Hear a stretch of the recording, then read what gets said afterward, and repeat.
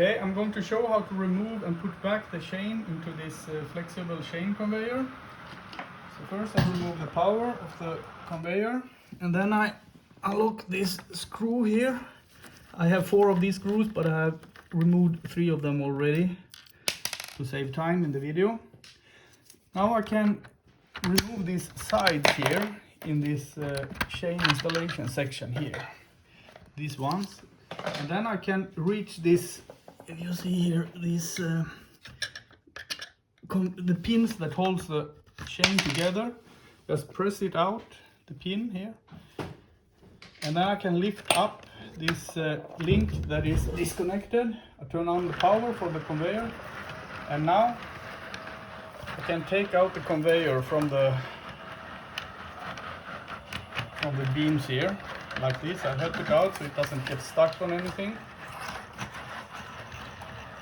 So when half the conveyor chain has been going through the conveyor, I can turn off the power because it's no longer in the drive.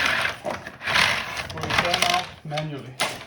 Now you can see here how it works. It's this chain installation sides here that you remove so you can get access to the chain. Okay, now we're going to put the chain in again, and it's important to have this side here first. You put it in this direction here, put in the chain by hand until it reaches the drive unit, because when we reach the drive unit, obviously we can run the motor to help us put in the chain like this. See, now it has reached the drive unit, so now I turn the power on, and now you can see that it starts to drive by itself. So we just help guide the chain into the chain installation section here, so it doesn't get stuck on the small obstacles here, like this. Help it in,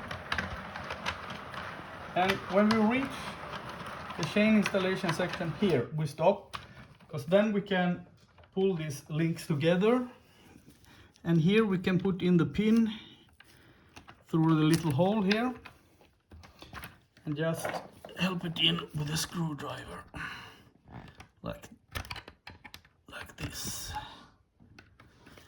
So now it works. Of course, the only thing we need to do now is put in these chain installation sides here with M3 screws, but I don't think we need to put them in because you probably understand how to do that. So that was it.